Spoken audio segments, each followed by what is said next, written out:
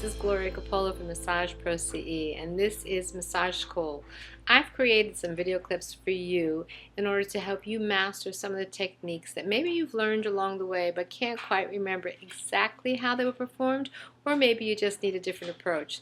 So I hope you enjoyed these clips, and if you have any questions, please contact me, and I hope to see you at a continuing education class sometime in the future.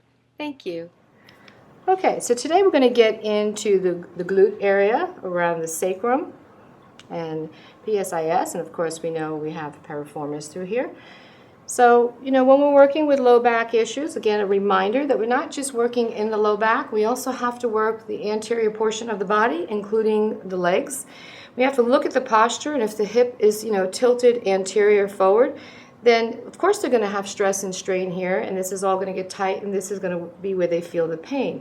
So they're going to want you to address that, but I can tell you personally from having low back problems, what usually helps clear it out for me and take the strain off here is if somebody knows how to work in my abs, takes my legs and does some stretches through there, some range of motion, works the quads, works tensor fascial lata and ITB, sets my pelvis back in alignment.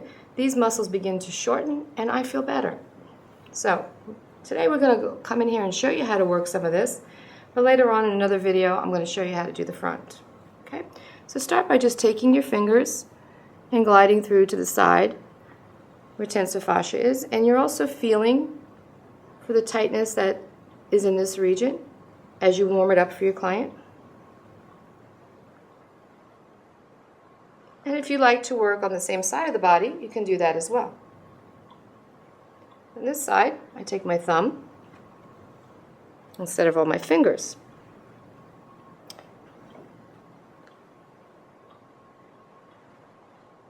So you'll see which one feels better for you. The other thing you could do is just take a nice soft fist and make circular movements through here. You could also do both of them at the same time. And then by doing both of them at the same time, I can compare one side to the other and notice where he's storing maybe more tension. But also I've been working on the one side, so it's already loosened up and the other side feels tight. So I'm coming up, I feel his sacrum, I know where the attachments are. I'm going to come up right up against there, and let's open, stretch around that sacrum, all the way up around PSIS, all the way to the side. How's that feel? Good. Nothing like a good butt massage, huh? And I know some students, are apprehensive about getting in this region for whatever reason. You got to get comfortable because it's really important to help your client relieve this stress and strain. So if you're not comfortable, maybe you need a mentor or find a colleague somewhere out there that could help you get comfortable working the glutes and the sacrum. I also want to check on the sacrum here. Glide through here, stretch this out. Because in those notches we have a beautiful sciatic nerve. We have all kinds of fibers and ligaments coming through here. And if you've ever had a fall where you've landed on your sacrum, this gets really, really congested.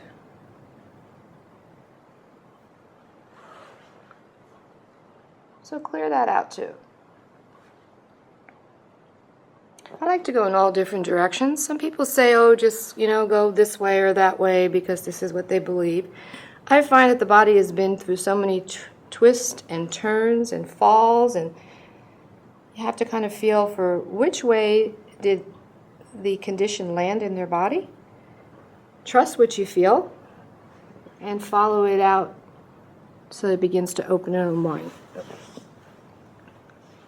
I'm also going to come from a different angle. I'm going to come down from the top and work inferior. Press over some of those fibers too. All the way around to the side. And then I'm also going to go back this way. I want to feel for what is taking place in this angle. Getting my fingers to separate those fibers as I glide through.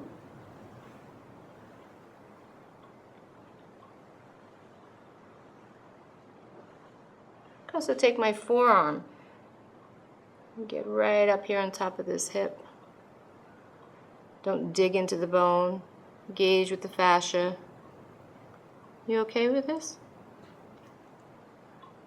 Yes? Yes. Okay. Don't want it to be too much, so you let me know. And open this up. And you could do that in both directions. Now, I've seen a lot of people take their elbows and get in here and dig really rapid and fast. Remember, you don't have the same sensitivity. You never want to use the tip of your elbow, and you need to be very mindful and careful of what's happening in here. So if you decide you want to use elbows, practice with them so that you can get a little bit more sensitivity to what's happening there, because this is going to feel deeper on your client than your fingers. Yeah, right? Too much? Nope. And it's effortless for me. I mean, I'm just hanging out here. I could sit and have a conversation with the massage nerd and drink something while we're talking, and this guy here is saying, hey, that hurts, okay? So you really have to be mindful of what you're doing. So I'm right up against these attachments here, just taking it slow, trying to open those spaces. Do you need me to lighten up, or is that okay? That's good. Okay. So we're going to do that again. I'm going to engage with the tissue here, sink into it, change my angle if I need. Remember, the more I lift my hand and my forearm up, makes it feel a little bit deeper. Everything else is relaxed. Taking it really slow. Noticing his breath. He's got a really tight, tender spot there, so later on I'm going to go back and treat a little more specifically.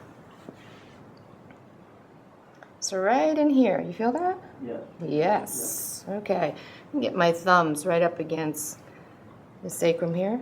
And again, like we've done in different regions, tiny little cross friction. If you find trigger points, you'll hold them for 8 to 10 seconds. Wait for that cycle to run through. Wait for that softening or that release feeling. And then come off. Now, if the client's pain doesn't dissipate into 8 to 10 seconds, you might be using too much pressure. So back off.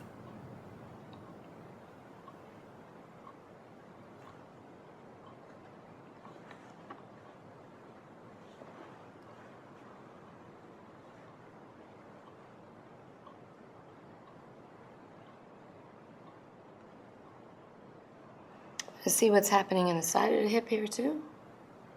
As I come down. I'm noticing him breathe.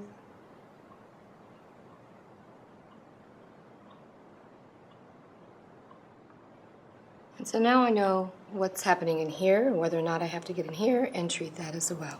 So there's a few things you can do in the glutes to start practicing and freeing it up and getting used to working with your forearm and the side of your elbow. Thanks.